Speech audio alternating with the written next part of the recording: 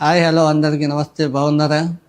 నేను ముందుకు ఎందుకు వచ్చానంటే ఒక క్లారిటీ వీడియోతో ఒక క్లారిటీ ఇద్దామని వచ్చిన. నేను తీసే షార్ట్ ఫిలిం మీద, సాంగ్ మీద, కొంచెం నా లైఫ్ మీద మన లేక కొంచెం షూట్ చేసుకొని ఒక 30% ఒక సాంగ్ షూట్ దాని మీద ప్రోమో చేద్దామని పోస్టర్ డిజైన్ చేసి అప్లోడ్ చేశారు.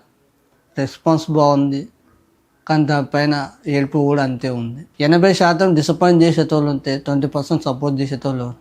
కొంతమందికి నచ్చవచ్చు నచ్చకపోవచ్చు అని మీ ఇష్టం, నేను వద్దనను.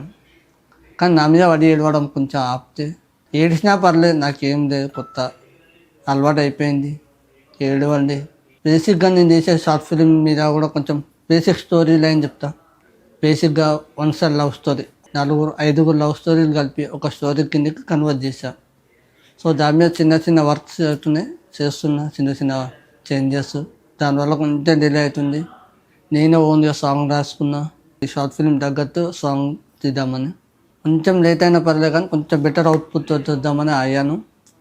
లేట్ అయినా పర్లేదు, మంచిగానే తొందరలో మంచి అవుట్పుట్ తీసుకొని వస్తా. కొంచెం ఏంటంటే ఏడుపు ఒక్కటి తగ్గించుకుంటే కొంచెం మంచిదని చెప్తున్నా. బేసిక్ ఎందుకు చెప్తున్నా అంటే, మీరు అనుకున్నంత మంచిగా అయితే అస్సలు కాదు, అనిపించేంత ఇంతవరకు కాదు. బేసిక్ ఏంటంటే మీకు ఇచ్చే రెస్పెక్ట్, అది ఆ రెస్పెక్ట్ ఉంచుకుంటే మంచిదని నేను కోరుకుంటున్నా. ఇచ్చినంతసేపే తీసుకుంటా. నేను తెగించడం మొదలు పెడితే నాకు నేనే నన్ను ఒక్కొక్కసారి.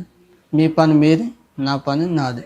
పోతే ఇప్పుడు షార్ట్ ఫిలిం బేసిక్గా నేను తీసేది true love, one side love, true love మీద తీద్దామని ఆయన. ఇప్పుడున్న జనరేషన్కి నేను తీసేదానికి చాలా డిఫరెన్స్. ఇప్పుడున్న జనరేషన్ ఏంటంటే లవ్ని ఫిజికల్ కోసం వాడుకుంటారు.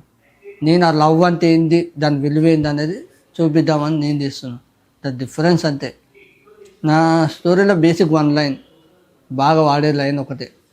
మన కోపం అనేది మ్యాటర్ మీద ఉండాలి, కానీ మనుషుల మీద కాదు. బేసిక్గా మనకు కోపం అనేది ఇద్దరి మధ్య జరిగే మ్యాటర్ మీద ఉండాలి, కానీ ఒక మనిషి మీద ఉండొద్దు. ఎందుకంటే ఈరోజు కాకుండా రేపటి నాడు ఎప్పుడో ఒకసారి కలుస్తాం. కలిసినప్పుడు ఒక డిసప్పాయింట్ ఫీల్ అనేది ఉండొద్దని కోరుకుంటా. ఎందుకంటే ఆ రోజు అలా చేయకుండా ఉండాల్సిందే, మాట్లాడినా అయిపోవు.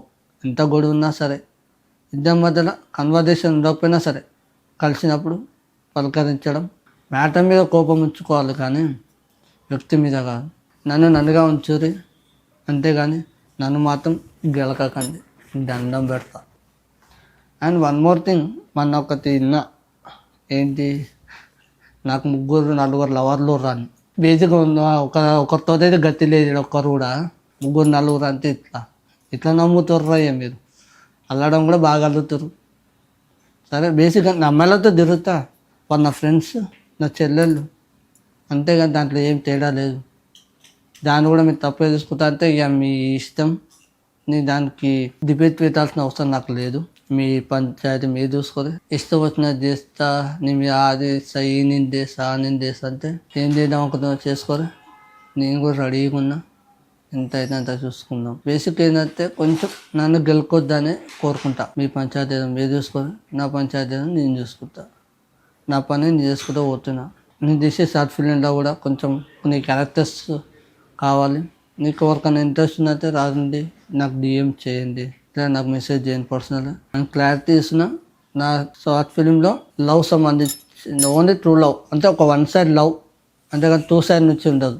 ఓన్లీ ఒక అబ్బాయి కానీ ఒక అమ్మాయి ఒక ఫీలింగ్, లవ్ ఎక్స్ప్రెస్ చేస్తే ఎలా ఉంటుంది, వాళ్ళు పడే బాధ ఏంటి అనేది నా story. There is no 2 side love, only 1 side love.